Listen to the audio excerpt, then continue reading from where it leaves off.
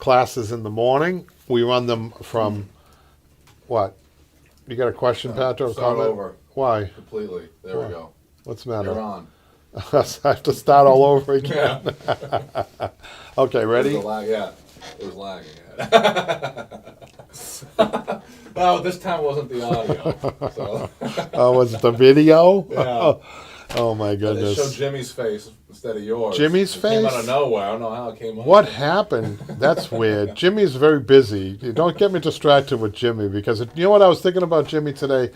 As people who watch Jimmy, you'll know that Jimmy is really good on those online classes, and I talk about it a lot as to what makes him good. What makes him good is he comes fresh without an attitude. He wants to learn, and he's a great apprentice, and he asks the right questions that you guys would always be asking. I feel as though he was a representative of the 22,000 subscribers, Patrick. Yes, and he will be back soon. And he will be back, a representative in the questions that he asks. And I think that that's what makes the online classes great value. We did sell a few of them recently, Patrick. I've noticed that we get great feedback from those. And the thing about those is people own them forever. Is that right? Yes.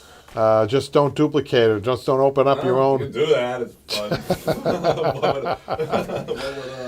What would you get out of that? So I might as well talk about, so the online classes, it can be found at Upholstery on Broadway. You can order supplies at Upholstery on Broadway. We have had a few snags with the supplies. We do apologize. Which is not our doing. It's not our supply doing. chain issues. I mean, we hear that supply chain issues all the time. Some people might use them as excuses, but it's real for us. Rubberized horsehair right now. I thought you have to call them again to see what's going on with that. That's one thing that we have a couple of pending orders we can't get out because of the supply chain. But anyhow, and then there's the in-house classes. I was talking about that. The in-house classes, we're running 4 classes a week right now. We're running a Monday morning class. They run from 9:30 to 11. We run an afternoon class on Mondays, and I run up here. This is my second location, so I have to run up here right after that class, which runs till 3 o'clock. That's 1 to 3, and that's for 8 weeks. We're in our 7th week and then Tuesday and Thursday, we have a 6 to 8 class. So we're really busy. But I also wanted to talk about the importance of classes, at least from a small business perspective, and also from my perspective is that it keeps things lively, it keeps things going. You know, people do bring they inject their energy into the place. It takes great energy on my part, but I do like teaching, and I think you do have to like teaching in order to be a good teacher. But I have, let's see, how many people have we signed up all together, Patrick? We have this semester 5 people in the Monday class, and then we have how many in Tuesdays and Thursdays? 20, right? No, is it that many, Patrick? Well, counting all Mondays, of them together. Tuesday and Thursday. 5, 6, 7, 9. I'd say more like 14. I don't know where you're getting the 20, but 14 or 15 all together. And that's pretty good. That's a good flow of people, you know. Sometimes they turn into customers. They're great students, and a lot of times they do. We've sold fabric to our students. So that works out pretty good. It's a mutually beneficial thing. So, and the other thing I wanted to talk about too is that from a community standpoint, I mean, really, classes don't bring in a ton of money. I can make more money on the bench than I can teaching, but I think that the residual from the classes, it's hard to kind of track. It's like what Patrick does behind the scenes with the editing, for instance, on a class. Sometimes those things are hard they're not tangibles a lot of times. I try to ask people, we're getting in the habit of people asking people where they heard from, new customers, where they heard from us, where they heard of us, Patrick. Right. Kind of let the ball go on that, but, you know, I think it's important to know the value, you know, your value in a company. For anybody who's working in a company should know, for when the boss comes up to you and says, hey, what have you done for me lately? And you say, well, here's what I've done for you lately. You remember that big job we got from Boston? You know, that was through the YouTube channel. Oh, cool. It's, you know, right, Patrick? Yeah. I mean, it's important, you know, as a boss too, you know, to know where the value is in people. You know, Michaela does a lot of the artwork for us. You'd be surprised how many people have commented on the artwork that she's done in the shop, and how many people notice that, Patrick. Yeah. So it's important to give people credit where credit is due. Anyhow, so that I think. Is there any other upcoming? Should people know when the next wing chair class is being presented, Patrick? Yeah, so when did the show back go up? Was it February, beginning of February? I think, I don't know. January. So I was trying to space them out, but I'd say at least by late April. It's going to be our spring class. So that will be a new class that's available. How many classes do you remember? How many that was? It's up there, isn't it? So 15. 15 classes that are about an hour or longer each one, right, Patrick? Yeah, I don't know. Maybe there might be 30 or 45. Depends how we break it up. What do you mean I'd say 30? 45. But Oh, the time minute, yeah. yeah, by the time it's edited down, all the shenanigans. But they're great value. People, much different than the YouTube videos. Sorry, I think that most YouTube videos that we do are quick. They're not made. They're not really made for that in-depth stuff. I think some people might, in some type of business, be able to do it. But with us, I think most people don't. Most people do what we do, Patrick. They have YouTube videos like those quick fix and things like that, and then they direct people to the more intense. That's the norm. Because honestly, they require a lot more time. You know, it's all about what you value your own time as.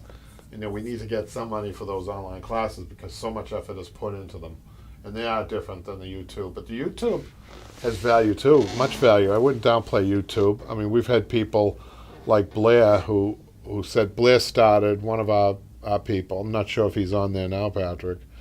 But he actually is from Alabama. If you ever, what's the name of his company, Patrick? I should know the name of his company. Oh, I forgot. But anyhow, he's down in Alabama.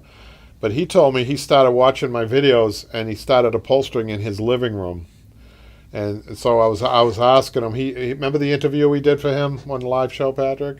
I wasn't there for that. Remember? Oh right, Yeah. right. But he was telling me he went from, let's say, I don't know, 100 square foot living room and then he moved into his garage, which was about 400 square feet. It was interesting. He was given to his increased his volume of business and volume of income based on how many square feet he has. And then he went to a storefront, which was great. I think 1,000 feet, and then he got another storefront next to him, and I think he's at 4,000 square feet, which is more than what I have when I combine both of these places. But Blair's doing well. He's young. He's got the energy, and that's fantastic. He's offering a lot more than I am. So if you're watching me, and if you're a woodworker, a wood refinisher, wood repairer, etc., you want to add upholstery as one of your things, the YouTube channel is great to watch. Speaking of YouTube, any comments, Patrick, or anything? That's what we're here for. For people we're offering this. Some people don't know where to find us when they buy the online classes for some reason, Patrick. So if you have questions for you taking an online class, or if you have a question about YouTube videos, this is the time to ask them in these live shows. So let's start with the first YouTube comment on the Upholstery Show. It says the Upholstery Show live, and she says beautiful. He says beautiful. This is called the name of this. It's called Sofa Upholstery Workshop. Whoever that is. Is that another name for Randy's? I don't think so. I don't think so either. That's just another. That's the first time I've seen that person, so that's good. They say beautiful. That's great. Alea says on the Upholstery Burnout, keep your head up. We love your info. Which, actually, I will address that a little bit. Just so one knows, you weren't actually depressed. No. But I will say, thank God, but I will say that the classes do get me, juiced up. I have to admit, good or bad. But I'll tell you about classes if you're ever going to teach them. The beginning classes are easy. They're carefree. As the classes progress, especially towards the end, when there's 2 classes left and then 1 class, it starts to get a little intense for people. They start to panic. Their anxiety kicks in. They're not going to finish. So that's when you work a little harder and you up your game a little bit harder. You might assist somebody a little bit more than you would, but there's definitely a pace to these classes. Some people aren't coming back, so they're really stressed out. But that's where it gets challenging. But I will say that as far as a community thing, we're offering these classes through Adult Ed, through Arlington Adult Ed, which has a huge, in our area, they must have a huge mailing list, Patrick. Yeah. They must. But going through the community like that, I think gives you an added little dimension, right, Patrick? A little credibility there going through the regular adult ed instead of having them ourselves. So we are going through. We make less on them, but I think from a community standpoint, it looks better and it is better because they can get more people. So without us spending a lot of money on advertising, which we can do, but we're liking it so far. Randy says about the ribbon chair. What is this thing? Patrick wrote. After doing a lot of research, the original fabric was a nylon stretch jersey. It was used so it could contour and cling to the foam of the chair. Now that's good information, isn't it? Randy. Thanks, Randy. It's unusual. Yeah, and I didn't use that. The fabric, I had to cut it on the bias. I thought that was going to be a good fabric, but there was very little stretch on it, and I killed myself. That's why we didn't want to feature it on there. It was bad enough we featured the womb chair with an appropriate fabric, which with all the angst that went into the wing. If you look at the womb chair, you'll see tools and fabric and everywhere on the floor, flying in the air. It's unbelievable. Tinkerbell, she's been Tinkerbell. I assume it's a woman. Maybe I shouldn't assume that. Tinkerbell could be anybody. She confirmed that last week. She did. Tinkerbell says, restoring a theater chair. I love these videos. Not only do I learn so much, but I also like attending a comedy skit. That's what it is. She said at 14:26, I said, I'm smelling it. I actually smell theater. That makes sense. It's 14 minutes in when you usually lose your mind. So she said, this stuff is gold. When you think about all the things that go on in a movie theater, the popcorn. Is that the one where which video was that again? Restoring a theater chair, Yeah, Patrick. which one was? We did the Part one. Oh, okay. That was an interesting chair. I think that was from the Chinese theater out in, we've been there, Patrick, the Chinese theater out in the Hollywood Walk of Fame. We were there, weren't we? Yep, we were. We didn't go inside. Remember this? I should tell that story. Should I tell that story about what happened out there to us? Yeah, sure. We always have Can I weird. say one thing first? Yeah. Kevin says, your videos have been able, thanks to your videos, I've been able to reupholster my grandmother's saddle seat chair and a couple other projects. Oh, you're welcome, Kevin. What a nice name that is. He's got there. Imagine that. But Patrick and I, it was just you and I, right? When we went to the yes. We went out to the Hollywood Walk of Fame, and we were walking along, and the stars. And Patrick was with me at one point. And then, how old were you when you were out there, Patrick? 19, 18. 18. Yeah. And I looked down, and I was on Phyllis Dilla's star. And I said, I said to Patrick, I said, I knew Phyllis Dill. I was a fan of her. She was a great comedian back in the day. And she was on every show. She was very popular, and she was like one of the first woman comedians around. And so I'm standing there, and all of a sudden, cameras are everywhere. Remember, Patrick? And then I look around. Patrick's disappeared, and there's cameras there. There's like light, camera, action, and one of the producers came up to me and said, "Excuse me, sir, do you know that you're on Miss Dilla's star?" And I said, yes, I do. I was just noticing that. He said, well, are you aware that Miss Dilla just died? And I said, no. Oh, that's so sad. And they said, well, can you excuse us because we need to film Miss Dilla's star? It's evidently out there the local crews when a movie star dies, they go to his or her star and they film. So I'm looking for Patrick, and he's peeking around the corner. Do you remember, Patrick? Yeah, I didn't even know. He didn't want to go anywhere near this. So I stepped aside, and I was watching them. And of course, they have to do a memorial. They bring in the flowers. Do you remember that? Yeah, I remember The that. big. They have a tripod, and they put the flower there, and the guy does his broadcast from there. That's just something they do out there. So, as if that wasn't remarkable enough, Patrick and I go down. We take the coast road right down to San Diego, Patrick. Yeah. And along the way, we stopped at was it a Days Inn or one of those places? I don't know if Patrick remembers this part, but we were trying to get breakfast the next day after Phyllis Dill's star. And I asked one of the people there, the manager, if she could help me because they had this waffle maker that I'd never seen those, Patrick. Yeah. Remember the waffle makers? You turn them up. Blair would know down south. It's a southern thing, right, Patrick? Yeah. I didn't know how to work it. So she came over, and so I started talking to her. I said, you wouldn't believe what happened to us the other day. I was talking about Phyllis Dill, and she stopped what she was doing, and she looked at me, and she said, I was her assistant. So imagine that. She was Phyllis Diller's assistant, and she had known, of course, that she had passed, and we had a nice talk. And imagine the coincidence with that. But anyhow, that's my story. So when you're doing work like the theater chair, look at how and I often talk about this. I'm not sure if I talked about it then, but a lot of times we're a solitary trade upholsterers. So you do have to keep yourself. Imagination sometimes is needed. I guess that's the bottom line. Debbie on upholstery posture. It's funny that we should be talking about this today. Upholstery posture, applying French nails.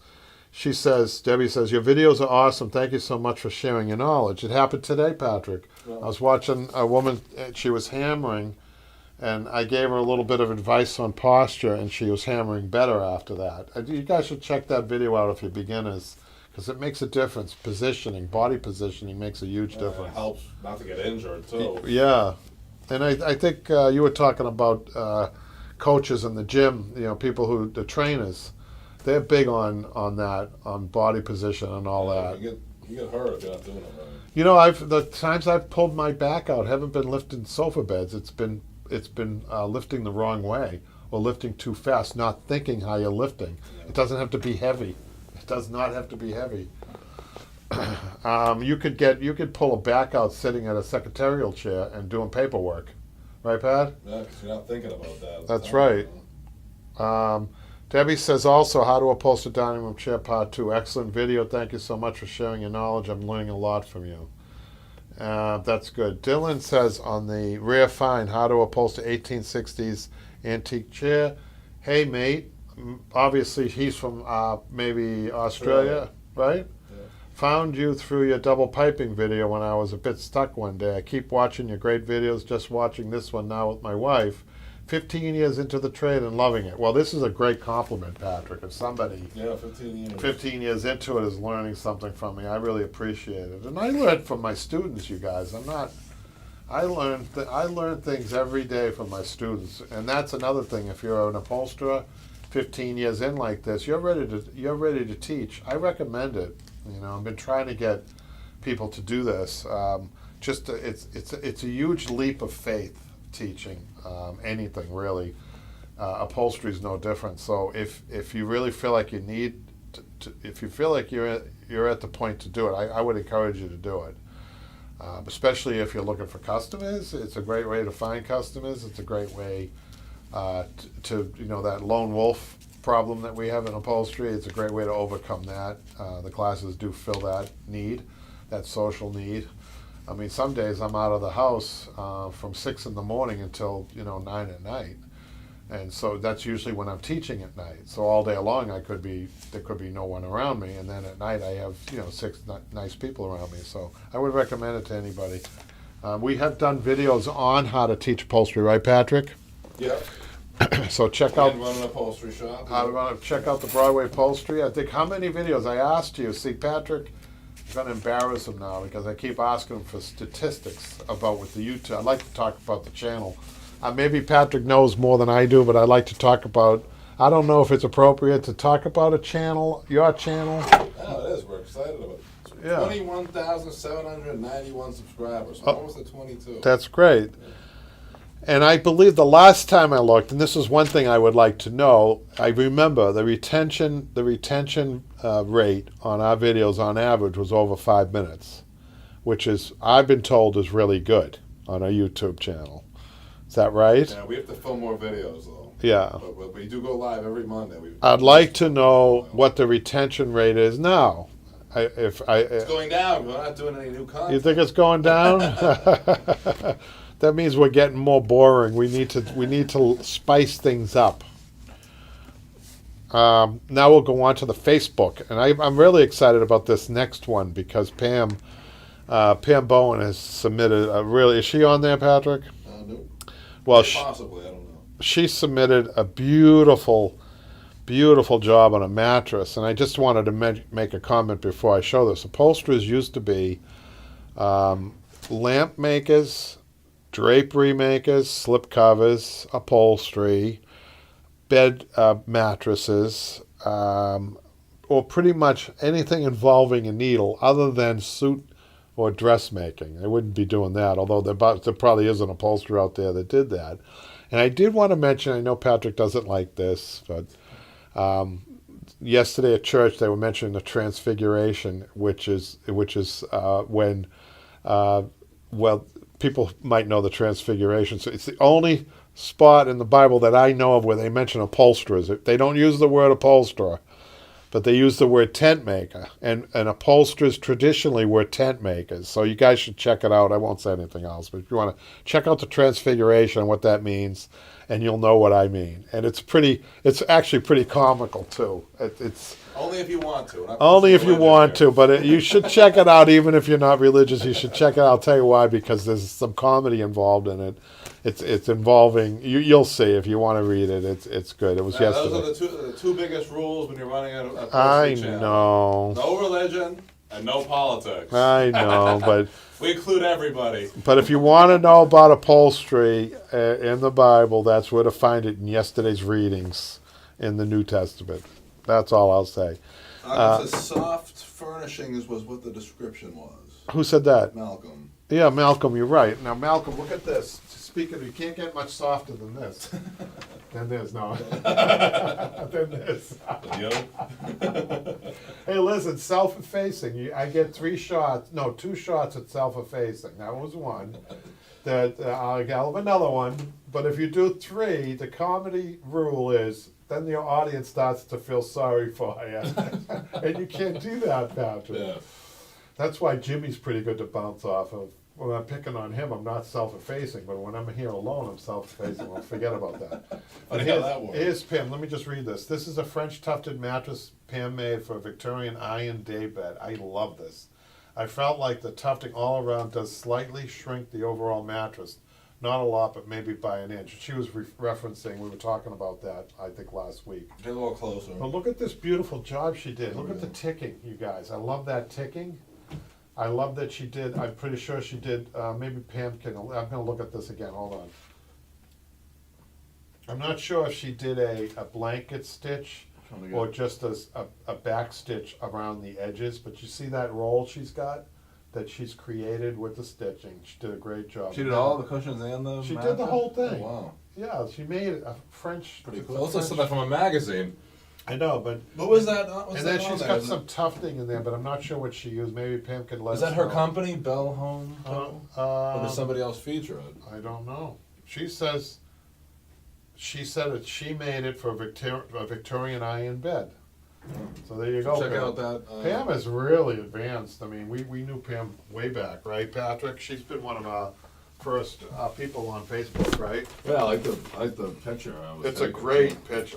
It's a great picture. And then Jamie. Now we got Jamie. Is Jamie on there, Patrick? By any chance? Anyhow, one more Facebook. Facebook's slowed down a little bit, except for how many people want to join Facebook. Oh, lots. So keep.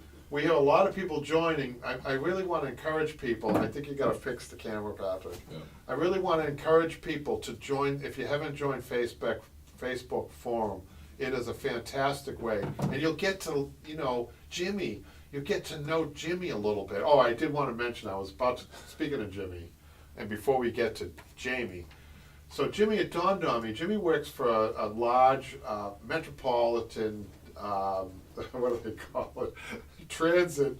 I think you mentioned this last week. No, but I wanted to mention something else because Oh. I was thinking I want to try to give them a shout out because I think that they get picked on endlessly because weird things happen on the T. But what you have to remember, you guys, is the T, the Boston MBTA, is the oldest in the country.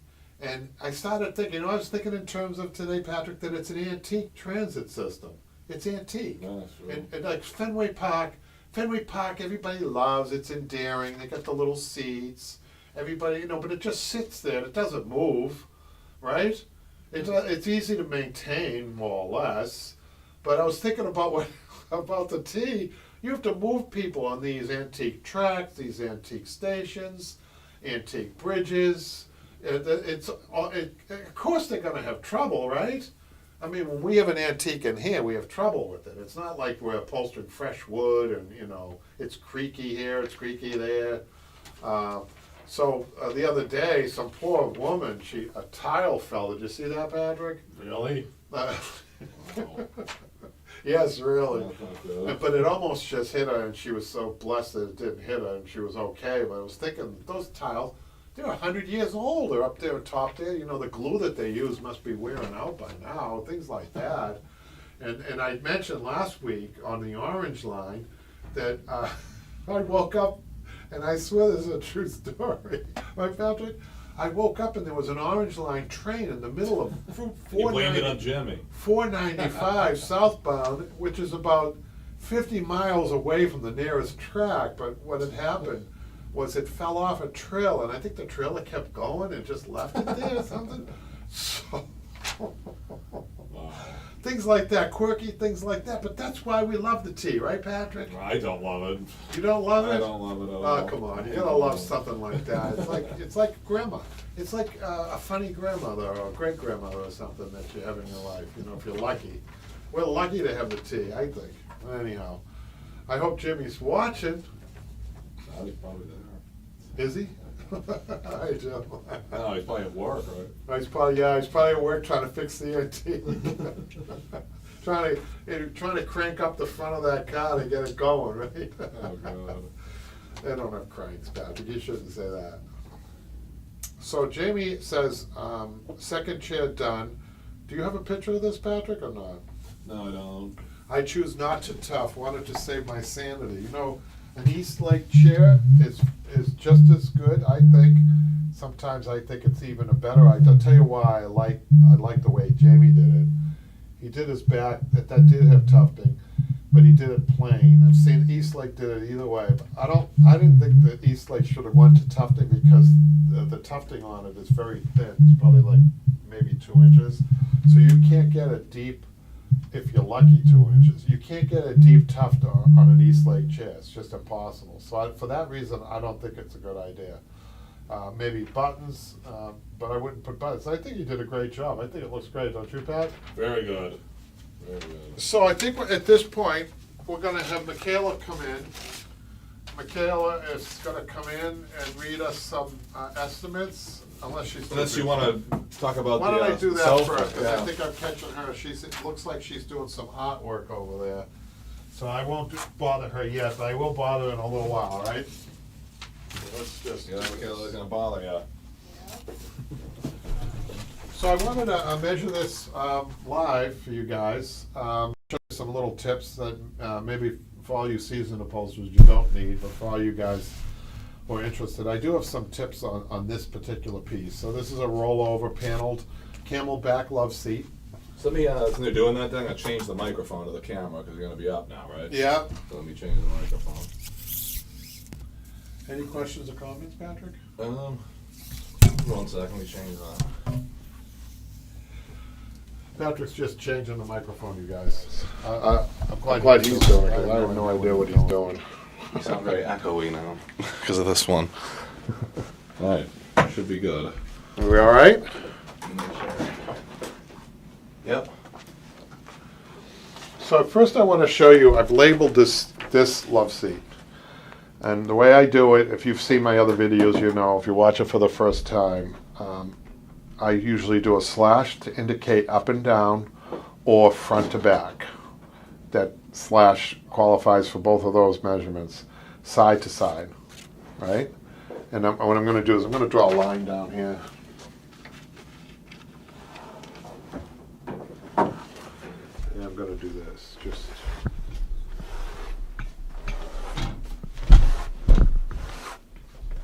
No, that angle's bad, guys. I'm trying to. What are you Right doing? here. I'm gonna put you. Oh, you're too Trying close. to get a close up. I'm going to bring it up. I'm going to, each thing I measure, I'm going to bring to the camera like this. Okay. So I just want to show you so far, this is what I'm doing. So I've got a deck and a seat, and if you see this little bracket here, I bracket those two together because they're going to be stitched together. Then I have an inside arms, put a little S there so we know we need two of them, and panels, front panels. So we have inside arm, A little closer.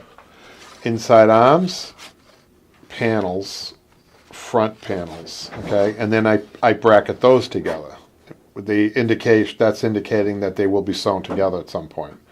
Then I have an inside back, outside arms, two of those, outside back. Let's not worry about the cushion right now. Let's just focus on the body. I'm not sure if I have time for the cushion, but let's just do the body for now. So why do we do this? We do this, I plot out everything in order to save fabric and not run out of fabric mainly. So it's important. Now I'm not sure what fabric this is, if this is a railroaded fabric or not. I don't have the fabric yet for this. So there are some things that we should note when we're measuring this. For instance, well, let's measure the deck first. I'm going to go through to the back rail here, and I'm going to put my tape on the back rail. I'm going to go to the seam here, which is 20 inches, and I'm going to add 3 inches. So we're going to say 23 for the deck, side to side. On, it's 58 plus 3, 61. Let's just show you that. So, I mean, I include my 3 inches. I try not to make this messy. Some people, students, like to put the actual measurement and then they put plus 3 and then they put equals. I try not to do that because later on, when you put this next to you to measure, you just don't want to be confused with any measurements. I try to keep this as simple as possible so that when you take it to a cutting table, most of the cutting tables I've ever worked in shops usually sometimes are across the room. In one case, they were downstairs. So you're going to be walking away from the piece of furniture. You want to try to keep these measurements as clean as possible. Okay? If you have to rewrite them, rewrite them. You can make notes on it for sure, and then rewrite it so that it's simple, so that you have one measurement up and down and one measurement side to side. That's what I'm saying, with the 3 inches incorporated. That's 1.5 inches on each side. That 1.5 inches is, believe it or not, seems to be the most appropriate to pull with. If you overcut it, having too much fabric to pull is a problem. Having it not enough is a problem. So 1.5 inches on each side seems to be the appropriate pulling, okay, for pulling, okay? So let's do our seat now. I'm going to measure from the seam down here, like where you think it's going to be tacked. It's 11 inches plus 3, so 14. Side to side. I'm going to make it 61, right? It's like the deck. But what I'm going to do is put a note here, okay? This is important in case you don't have a fabric that you can railroad. I'm going to put down a little asterisk, 54 plus stretcher. Just to myself, a little note. What that means is that if the fabric is something that I can't railroad it, I can still get the fabric, let's say it's a floral, or a stripe, or whatever it's going to be. If it has to run the right way off the bolt's only most fabrics are 54, then I can still do it. I can still get it to here. I can get it underneath here, but with the stretcher. I'm going to add a stretcher on it. What's a stretcher? Another piece of fabric that you don't even see that you use to stretch with. Isn't that clever? I'm going to do the same thing on the inside back. As a matter of fact, we're going to jump to the inside back now and measure the inside back because I'm on that. I want to make sure that I can get 54 inches out of the inside back with the stretcher. Okay, do you know what I mean, you guys? So I'm going to go to the bottom, and to the bottom rail. I'm going to go all the way to the back. It's 33 plus 3 is 36. Now let's measure the furthest point side to side, which is up at the pleats. I would be concerned right now if I had a fabric that I get 53 inches from pleat to pleat, right? So that's good, but let's measure what we're going to need just in case if it's railroaded. We're going to go all the way here, 30, 58, and 3, 61. 61. Okay, that's, if I can railroad this fabric, I'll just take that. Railroading means take your fabric and run it sideways. I'll just take that in the fabric. If it's not railroaded, I'm gonna make a little note, 54 plus stretch. What does he mean by a stretch on each side? 54, 67, let's say that's 8 inches. You're gonna need a stretch of 4 inches on each side, right? 4-inch stretcher in each side, which you're not gonna see. That's gonna be within the piece. Nobody will know. This is a perfect size for any type of fabric. So that's really important. So when you have a love seat with an upholstery or camelback sofa, for instance, that's 85 inches long, you have to really, if you're going to be selling fabrics, you have to tell people, okay, you can have that fabric. It's beautiful floral fabric, but remember, you're going to have a seam. You're going to have a seam here, and you're going to have a seam here. So, people need to really be told that, especially today. Years ago when I first started, seams were part of life, because every fabric came off 54. Railroading became popular as we went along, so you would never see in a manufacturer's anywhere, you would never see a seam on an inside back on a camelback sofa, because people don't like, they don't understand it, they don't like it, so a manufacturer would never do that. They just don't want any problems. But most people who are used to fine furniture will expect seams, even in smaller pieces. And then when we had mills that were milling at 27 inches wide. Can you imagine that? That's how mills started, by the way. 27 inches wide is what a lot of your old mills would be milling at, or 30 inches or 32. So you can imagine you couldn't get too many. Hopefully you can railroad something like that. But anyhow, so let's go back to the inside arms. The inside arms are a little tricky. Remember, you take your furthest measurement. So what I'm going to do is I'm going to start up here to the back, and then I'm going to note 28 inches down here, and I'm going to run my tape measure down here. I get 34 plus 3, that's 37, side to side. The other thing you guys should get used to doing, right? Repeat to yourself, side to side, up and down. I'm constantly doing that because even I can kind of get my measurements wrong, and that wouldn't be good. Up and down inside arms. I'm saying that to myself usually when I'm doing it by myself. Up and down inside arm. I'm looking at it. I'd like a fat piece of fabric to run down here just in case I need it. So I'm going to start like right here. Right? And run this way, and I'm going to go all the way around. You might be surprised at this measurement. 38 plus 3, 41. Up and down. Constantly saying that to myself, because you can really get messed up if you have these measurements reversed. You can waste. For instance, if I reverse the inside arm measurements, you could possibly waste 2 yards of fabric easily on this, and then that you could be in trouble. Let's go to, why do I have that in the outside arm? Hold on a second. Okay, 41. See, I made a mistake. I put the 41 in the outside arm. I caught it. Obviously, it's not 41 inches for the outside arms. I know that, but just be careful. Take your time when you do this. That's why I'm always repeating. Inside arm, up and down. Inside arm, side to side as I'm measuring. Okay, so the next one is panels. Panels, up and down on the panels. Up and down on the panels. It pays to be repetitive so you don't make a mistake. 20. I don't like to have anybody around me when I'm measuring. 24 and 3 is 27 up and down. Side to side, you might be surprised at this, you guys. It's a big measurement, side to side, because you have to go all the way. I get 10 plus 2, 12 inches. We'll do 2 on that one. 12, side to side. 27 by 12. I'm always checking myself, right? Outside arms. You won't be able to see what I'm doing here, but let's just get the measurement. Up and down on the outside arm. I get 20 plus 3, 23. Up and down. See? I'm saying it to myself. I'll say it out loud for you guys. Side to side. Outside arm, side to side. At 28 plus 3, 31 side to side. 31 side to side, outside arm. Right, so far. And then the outside back, up and down. furthest point, 28 plus 3 is 31. Up and down, outside back, 31, up and down, 31.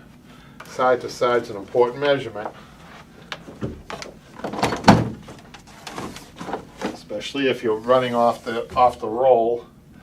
And I get 53 plus 3 is 56 for the outside back. I'm going to make a little note. The outside back is really tight. It's 53 inches exactly. And so that means that if it's a 54-inch fabric, I have a half of an inch on each side. So I'm gonna make a note here. 54 is possible. Okay? But that's I need to slow down when I'm doing my outside back to make sure that I put it on that I have enough, only a half of an inch. So this is really close. So the other thing I want to show you that I do, you guys, it's really important. I'm going to skip the cushion, but I want to show you the welting, which I don't show this a lot, and I should. When you're cutting fabric, let me bring the board over here now.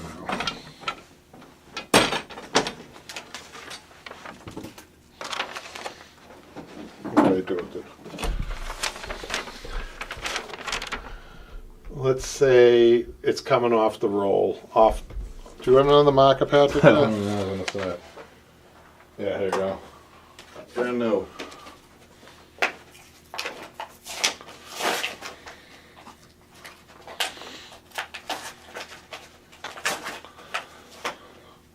Thank you. Oops, that's brand new. Oh, Wow, you got gypped. I've been ripped off. Ripped off! They've ripped me off! Try the next one. Wow, that's weird. Oh, there we go. There you go. Off roll. Wow, I've never seen that before. What does off roll mean? 54 inches this way, right? And here's your roll. I bet Michaela's going to have a good laugh over this one. That's because she's the artist, not me. That's the roll. This is the cutting table. We have it unrolled. Here's the fabric coming down like this, right? Okay, I don't know why I perforated that. That's not a perforation. That's just the salvaging, right? There's the roll. This is the roll. This is how I cut, and this is the top. Always have the goods on the inside, and always have the bottom of the fabric if it's a floral, or if it's, let's say it's a diamond, right? Diamond shape and multicolored or whatever, but it has a top. Make sure the bottom is this way and the top is this way, and that's why. So you can pull it like a scroll. That's so much easier to do that. But I wanted to make a point with our measurements, so I'm looking at my measurements. Right, and in regards to the welting, so what I would do first is get all my widths. And I'm going to use the deck. I'm going to use another fabric for the deck. That saves 3/4 of a yard almost. Okay, right off the bat. But I'm going to get my seat first. This is my seat, which is the width seat. Then I'm going to get my inside back, IB. Then I'm going to get my OB, outside back, right? And as far as the body goes, I've taken care of all my widths right there. Okay, but when I start getting into the fabric, this is really important, you guys. After I do all my width measurements, the cushion, sometimes, depending on how much fabric I have, I get the cushion top and bottom too out of that. Maybe that's a good idea. So you'd be a few yards in, and then you really have to start paying attention to this. Do I have my eraser, Patrick? SG says, Bob Ross, eat your heart out. I don't think so. I wish it was right. Do we have the eraser? I don't know. Anything, Patrick. A piece of cloth, piece of... never mind, I got it. So let's erase this. So that's... What? It's that comment. What? That's pretty brutal. we're just doing technical stuff, you guys. It's not the art that's important right now. So. You got the point across, I guess. That's all that matters. No, now this is. I'm getting to the. Maybe Michaela should come in here and make things. I'm getting to the main point. So now, with the rougher measurements that you have, like your inside arms, your panels, your outside arms, or everything else, you're going to save. You're not going to be cutting across. This is bad to cut across. Now, what you're going to be doing, your fabric should start looking something like this. Or you're saving your end. You're saving this. It's really important, not cross-cutting. Like you could have IA, your IAs here, right? You could have your outside arms. But the really important, what I'm trying to say is don't cross-cut, because you have some piping, some welting, which I haven't measured yet. But you have the longest one. I look at my longest one first when I do this. Let's just measure it. Now, what am I trying to do? Why is that so important? Because I don't want one seam, not one seam in my piping. The only seam I want in my wet base weld piping would be in the back when I have to piece it together. And that's done by hand. It's the only spot I want it. It's the only spot it should be. I certainly don't want a seam here. I don't want a seam on my cushion, top or bottom, except in the back where I'm piecing it. This is why it's important, really good tip. Try to, after you get all your full measurements, try to save everything. Don't cross-cut so that you have your piping. So you guaranteed that you'll be able to get even your big pipings out of what you have left over. So you got 56, 112 plus 30. 112, let's say 100, 112, 142, 170. So you'll have about 180 inches running this way and this, right? 180 inches. Now, then you get into, let's say, the ticking fabric that Pamela used on her French mattress. You start getting into, okay, that could be a little bit of a problem, because I like to, if I'm doing piping in these little mini stripes, I like to get a bigger bias cut. So that means you have to anticipate that and get more fabric. So this is more for solid fabrics that I'm using this. So you get 180 inches coming this way, and this way you have about a 16 inches, right? That means that you can get 1, the base welt, out of 1.5 inches, 2, the top of the cushion, 3, the bottom of the cushion, 4, the outside back, and then your arms. You should be able to get all your piping out of that piece and not have any pieces on the piping. Machine, what I mean by piece, I mean machine piece. I don't like machine pieces anywhere if I can help it. Malcolm says, for marine auto vinyl, I cut all the welting out of one side of the roll, then lay out the parts, assuming nothing is full width of the roll. Yeah, I know what he means, yeah.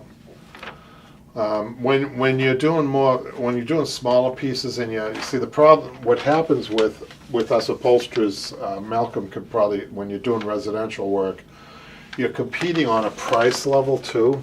Pricing comes into play a lot. I don't get a lot of the price. Pricing's tricky.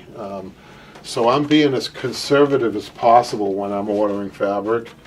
And as such, I need to be really conservative when I'm cutting the fabric. Why am I so conservative? Because I think it's a moral issue when you're quoting out yardage, because the customer's trusting you. Most people don't know. Most people have no idea.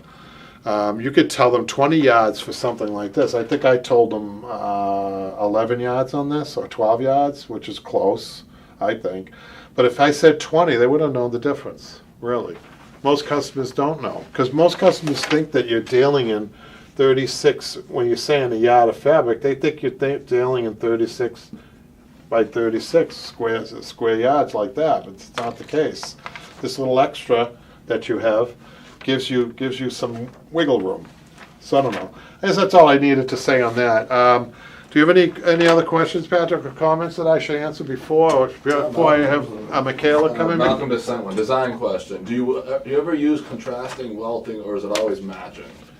I use contrasting once in a while. It's usually for the customer's insistence. they'll ask my opinion about contrasting. I always say it's very dated. It can become very dated. I mean, contrasting welting in the 90s was a popular thing. People get tired of that very quickly, I think. I think you're much better off self-piping, self-welting, and any type of decorative thing that you do on a welting comes in the form of how big the welting is or how you cut the fabric to put on the welting.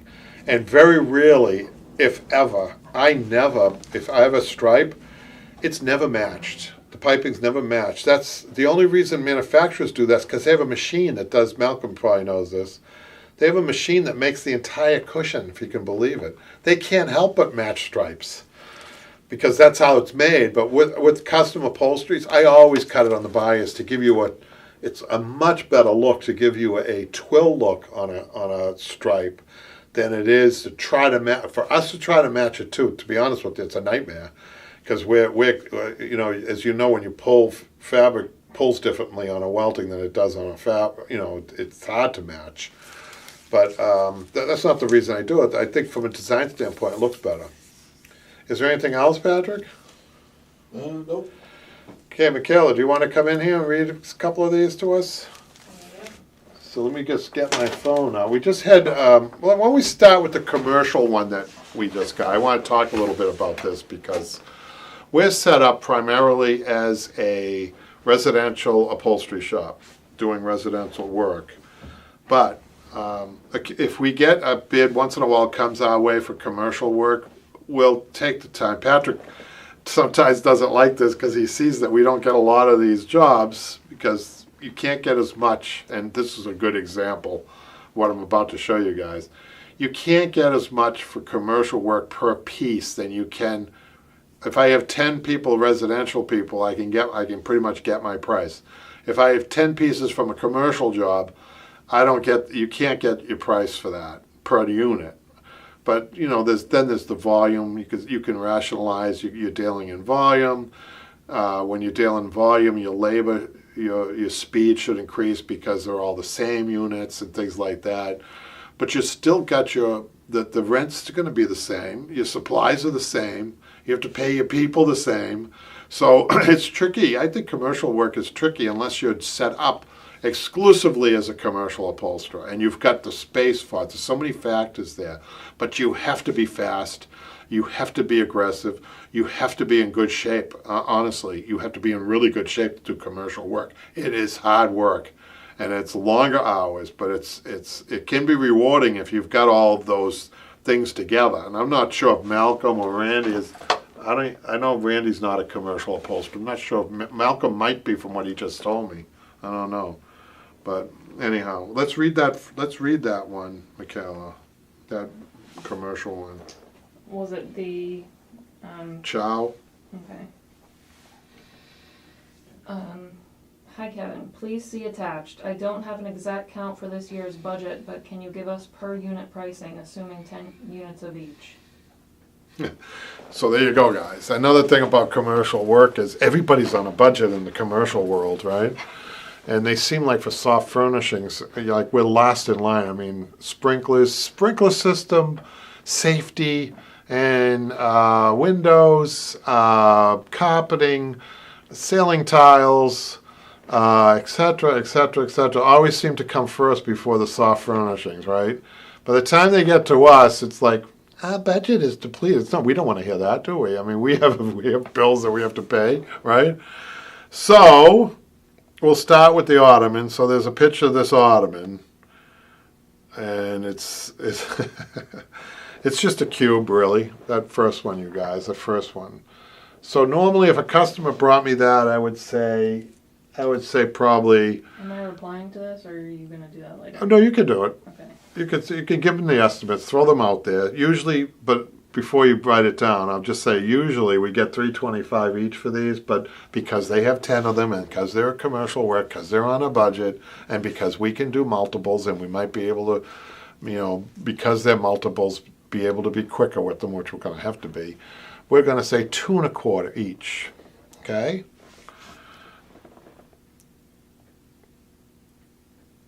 So the next one's a little bit more complex. It's a club chair. It's a fully upholstered club chair. It doesn't have cushioning, but let me tell you something. There's a lot of work in these. So if a residential person brought this to me, I'm going 1,100 on this. But because they have 10 of them, and because of all those reasons, let's slim it down to 600. Right? We'll go half the price on that, 50% off. And it wouldn't be too bad, you guys, to get this job. I tell you, I wouldn't mind getting the job. So $600 for the club chair, each unit, and we'll do the fabric. We'll do the fabric. We have to make it clear that this is just labor, though. They only want to. I noticed too that people, when they're working budgets, have very selective hearing. You have to be very clear here, and we should do the. Should we do the outages as we go along, or go back and do the outages, Michaela? We'll do the outages with it, I guess. Later?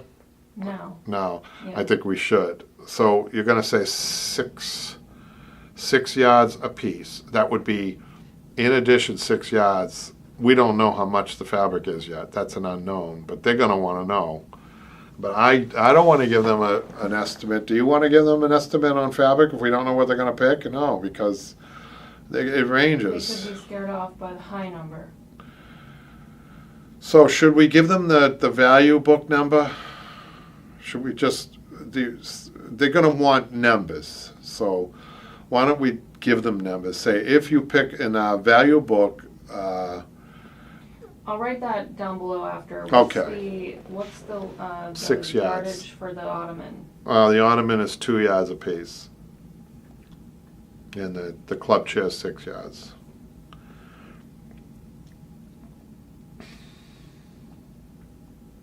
Okay. Love seat labor. So the love seat, I just want to show, I have 10 of these, you believe it? That's a 2-seater love seat. I mean, we would get, if a customer came to us, we would get like at least $2,100 for that. So we're going to tell them $1,300. It's almost 50% less. Pretty generous. And I'm trying to be competitive because you know they're going to have two bids out for us. So, you know, another thing that yardage wise on that, 11 yards each.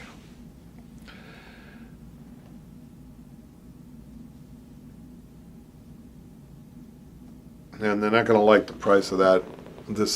The office chair, we're going to have to go normal price on that because you guys, if you do office chairs, you can run into all kinds of problems with office chairs. It's never what you anticipate because most office chairs are not made for an upholsterer to reupholster them because they're not in the business. Their business is to sell you new office chairs. So they don't make it easy. They could, but they don't. So you have to really account for that. That office chair is not easy. I know what I'm going to get into with this. So I'm going to charge a normal price for that, which would be we'll go 300 each on that. And they'll balk at that and wonder why. Why is that 300 half the price of a club chair? But that's what it is. And 2 yards of fabric.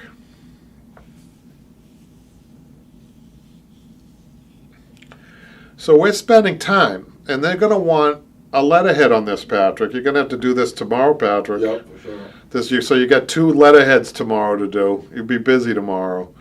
Letterheads take time. How long do you think an average letterhead, a formal quote, takes, Patrick? Well, we have the template always ready to go, so. Yeah, but I mean, every time. when you add what Mikhail and I are doing to what you need to do, give me It some only minutes. takes about 10 minutes to do. No. So I shouldn't send this. Takes I'll longer save it than as a that. draft then, so that he can. You could send it out, say if he's interested in I think you just send it like Okay. this, not as a draft, just send it out. You can just say thank you and all that like you usually do, but I don't even want to spend 10 minutes on this if he's going to say, you need to do this for half of these labor prices are too high. They're already adjusted. But you don't have to tell him that. But between you and me, if he comes back and he starts to play that, pitting me against the 2 other upholsterers, I don't play that game. I don't want to play that game. I'm not in a position. I don't need to do that. I don't want to do it. So we'll just see. We're testing the waters. So we're trying to be courteous. Already talked to him on the phone, and see what he says. Just feel him out. Already he's saying that he's got many more things than this, that he wants to do it on a yearly budget, which is, I don't know. We'll see. So let's get back to our normal customers. You can see the problem with commercial work. I mean, it's always been, Patrick always asks about this because he sees big numbers, and they are. You could, I've mentioned this before. If you've got a shop set up, if you're just learning, if you're thinking about what's the best way to make money in this business, that is a way of making money, but you do need a lot of upfront capital. The main thing is building. You need space. You need, a lot of times when you're bidding on these jobs, these big university jobs, these big businesses, they're going to want to see your square footage. They ask for your square footage. I mean, if you're bidding on a job where there's 20 sofas, and that's not unusual, and 40 chairs, just think about the square footage that you need just to put those in. And they want to do that. They want to give you everything over a summer. Say, here, I need it by the fall if it's a university. So they're going to want to see. They have square footage requirements. Did you know that, Patrick? So they're going to want to see 5,000 square feet when they're giving you this work. If you're a shop of 1,000 square feet, how are you logistically going to handle that? You could even have all the people in line, but logistically, you're not going to be able to handle that. And they know that, so they're going to ask that. This work may work out good because they're looking at blocking it out. They're looking at 10 units at a time, which is fine. That we can handle. They probably won't. This particular client probably won't ask for our square footage.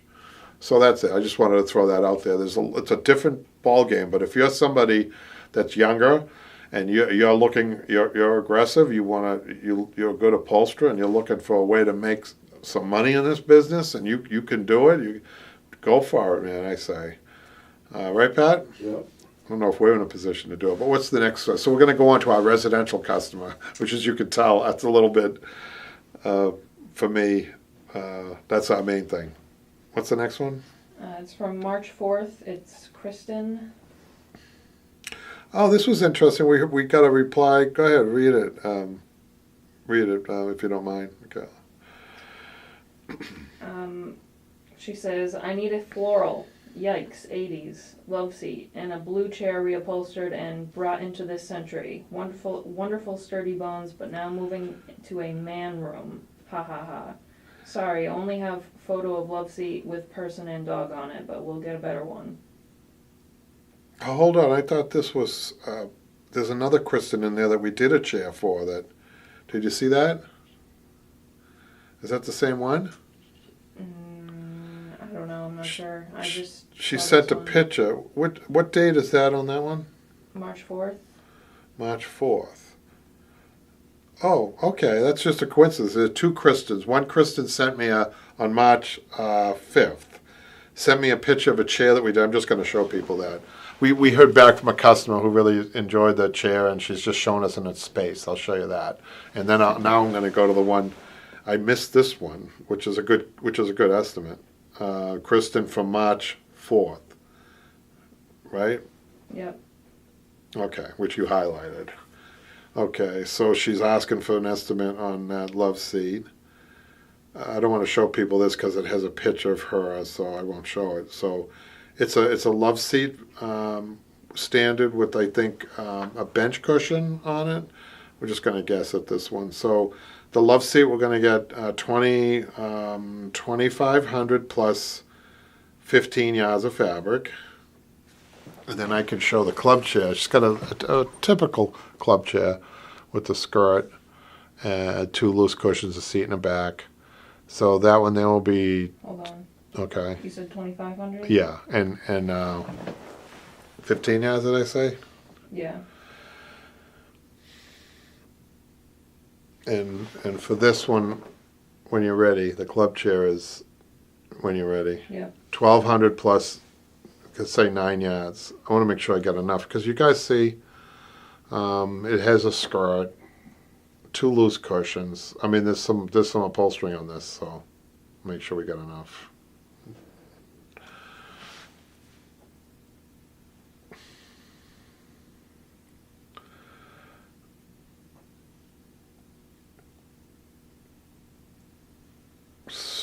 Did we get a new order? Oh no, that was Linda. Okay, never mind. Okay, is there another one? That Ashley one? Yeah. That's it, right? Yes. Do you want to read that one? I got the picture up.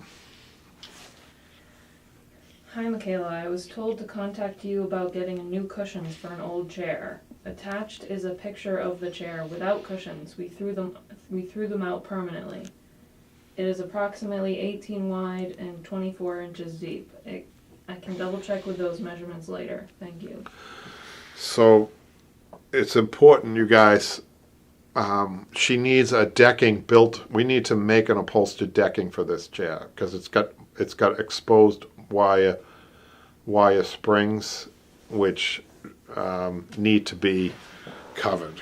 So you could tell her the chair will be. We'll just give her a total cost. 3, and then the chair will be $525 labor, which includes. Oh, hold on a second. Yeah, just go $525 labor, which includes labor foam and making a decking for you. And if they want to follow up with that, wondering what that is, we'll explain that. So the reason I'm doing that, you guys, sometimes I'll give a total instead of breaking it down. Sometimes I get a feeling of what the price points are. You need to do this.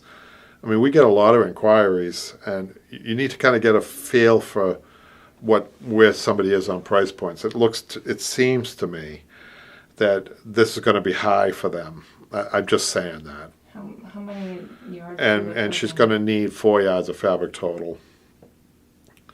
So I mean, you just can't dilly-dally on every estimate, and I remembered working at, like, designers sometimes will go through the trouble of proposing. They'll do a letterhead for every job, Patrick. Wow. Now, can you imagine if you had to do that? I mean, what we have is handwritten, and I don't write very well, I admit, handwritten we have a white copy and a yellow copy, and for the customer gets the yellow copy. But it's all handwritten, and handwritten instructions to me are better than letterhead, to be honest with you, because I feel letterhead, sometimes you leave information out of a letterhead, right? When you're talking to a customer, it's the time to write your notes and to ask the pointed questions. You have to get really good at that, because the biggest thing is contractually, that's where you can mess up. Between and it is a contract when you contract with the customer. Make sure you just review everything, and you'll be surprised. Some customers want more. Some customers don't care. They'll just say, so I'll write, like, for a sofa, one sofa, no changes. How many yards of fabric is in the cost? Sometimes that's the customer will say, well, I'll trust you whatever you want to do, and you'll say, do you like the style now? Okay, no changes style wise. That explains everything. But sometimes, new cushions, I don't want a skirt. Do you touch up the legs? Things like that. It can go on forever, but it's okay as long as you write it down. You forget one thing, and you're in trouble. Anyhow, do we have any other questions or comments? I mean, No, that's it. okay. I think we've gone on a little bit here, Pat. Yeah, we had a good over lot an to catch hour. up on. So. We hope that we gave you guys information. We hope you learned. I learned something from Malcolm. I always learn from this too, So thanks a lot, you guys, and we'll see you next time. Thanks, next guys. week. See you Yep. next week.